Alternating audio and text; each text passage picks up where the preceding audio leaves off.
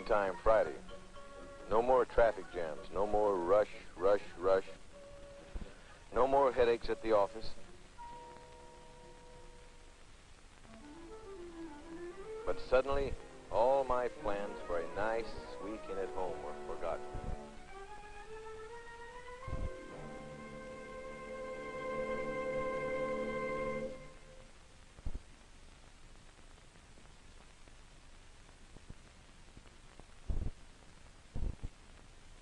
Hey, what you got, Bill?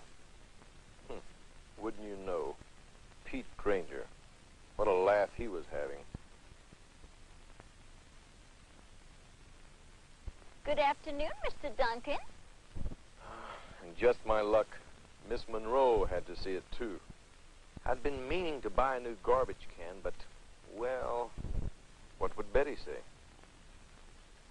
Bill Duncan, where have you been? I've been waiting all morning for you, and I'm so terribly upset. Do you know what's going on outside? That garbage can's a mess, the red labels on it, the neighbors have been calling, and I just don't Betty know. says plenty. My parents have been calling me up. It's a disgrace. Whoa, wait a minute. There's someone downtown I know can take care of this.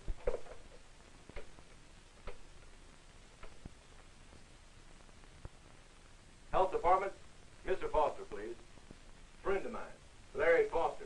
He was a big football star in college. He works for the health department now. Larry, Bill Duncan. Say, fella, what goes on here? Some of your people have been nosing around my yard. Yes, Bill. Yes, I know. Well, we've got the report right here, ready for filing. Well, let's talk about it. I'll drop by your place on my way home.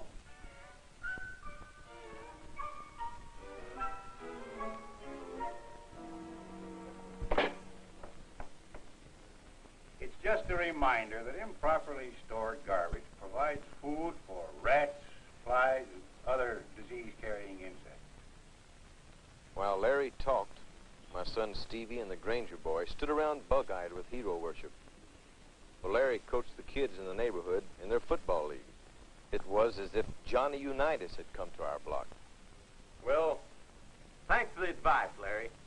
Bill, why, Mr. Foster's here. Why don't you show him the yard? Our yard was Betty's pride and joy. No visitor to our home could escape without first taking the grand tour. Look here. Any container holding water can produce mosquitoes, including Aedes aegypti, which carries the germs of dengue and yellow fever from man to man. In fact, these look like the larvae right now. We've already identified some in this neighborhood. Betty, I guess, was having some second thoughts about our invitation. Especially when Larry spotted some breadcrumbs Betty had put out for the birds. If there are any hungry rats around, now watch out. I saw one yesterday. Frankie Granger. Honest, Miss Duncan. You're making that up. Rodents don't recognize boundaries, Mrs. Duncan. They'll invade any neighborhood. Larry went on to tell us a lot more about the biology and habits of rats, flies, mosquitoes, and other threats to public health when suddenly I noticed the two boys taking off as though shot out of a cannon. But on one thing, Betty and I were agreed. If anyone in the neighborhood was helping to breed these pests, it must be the neighbors.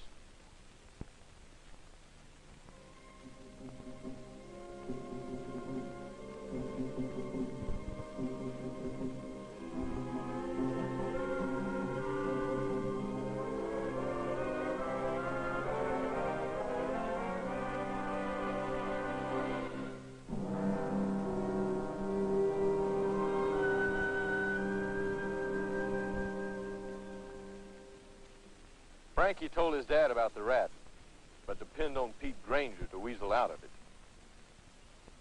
Must be the neighbors.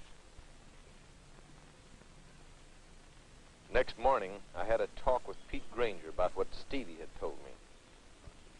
You're a fine one to talk, Bill Duncan. If you kept your yard half as clean as mine. See those tiny dark wigglers? They're probably disease-carrying mosquitoes. They breed in water.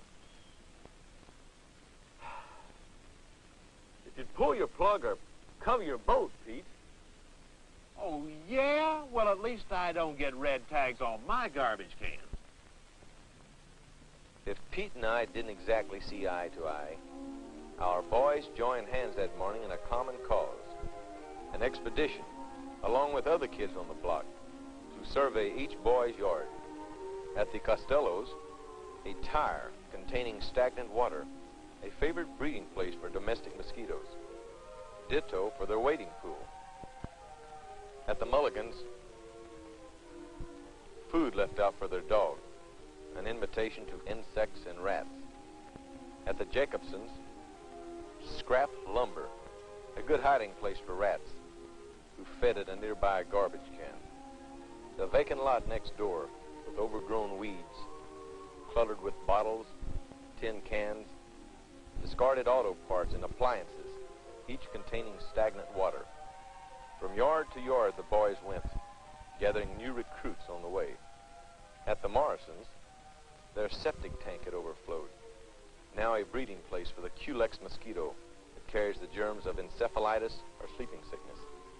At the Digby's, children's playthings, but each also a menace, for all of these containers could produce mosquitoes.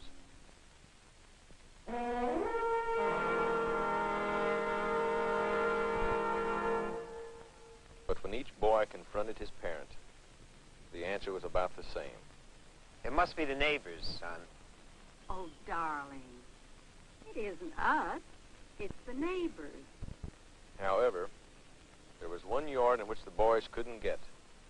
Miss Monroe's next door. Okay, boys, take 10. That Saturday afternoon, I saw Larry Foster doing football practice. I asked him what the city was doing to keep our neighborhood clean. The city provides ordinances and regulations for the guidance of the individual household, Bill.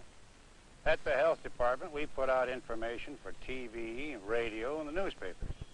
We also make periodic inspections of the premises. Then, of course, the city collects your garbage twice a week, your rubbish once a week, and disposes of it by sanitary methods. Now, if it weren't for that service, any modern city would soon become a shambles. But the job of keeping your property free from health hazards is mainly yours, Bill. Now, the good citizen recognizes that fact and does all that he can to safeguard the health of his family and the whole neighborhood. As Larry went on to paint a grim picture of the various serious diseases carried from man to man by pests such as mosquitoes, rats, and flies, he had a spellbound audience.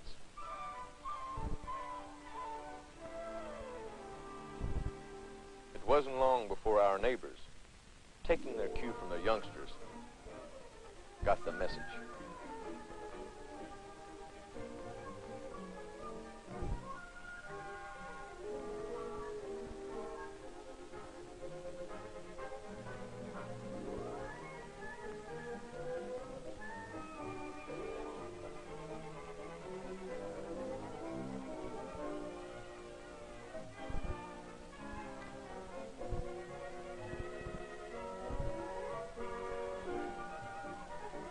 Throughout our neighborhood, there was a general cleanup and improvement campaign.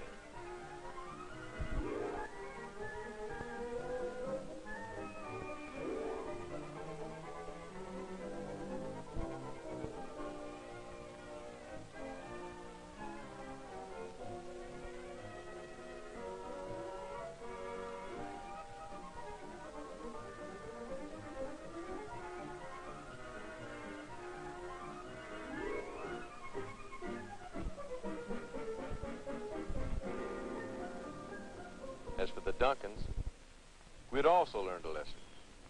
I had purchased a new garbage container, and each day Betty took pains to drain and wrap our garbage carefully.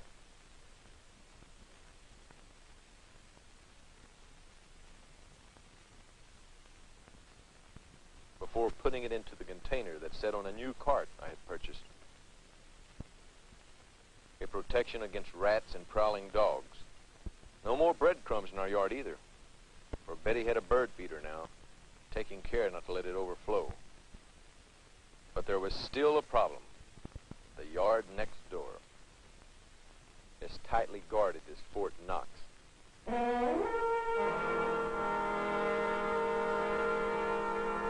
all sorts of water-holding containers.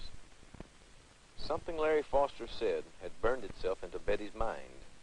Like most people, no doubt you thought that all mosquitoes came from stagnant pools along the creek and on the street.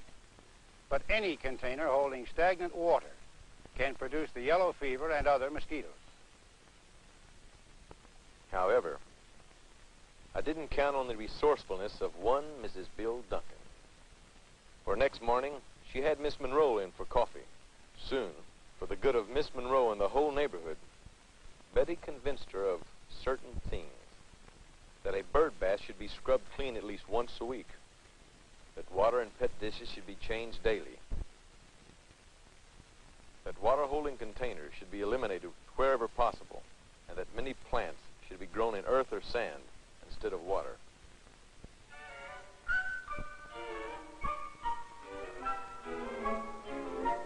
Miss Monroe's yard, our own yard. 2 down and 1 to go. Hi, Bill.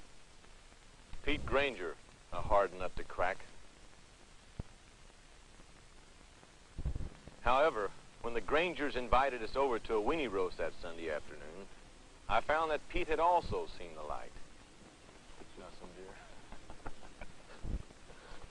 Do a good job, son, and careful about those food scraps.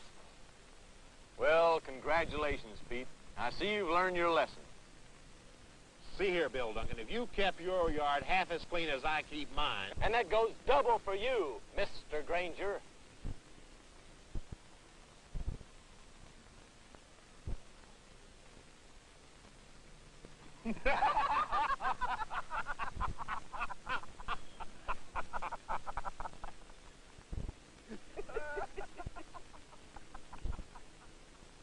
Took the kids to wake us up, Bill. It's time we quit passing the buck. Keeping this neighborhood clean is up to all the folks on this block. Each and every one of us.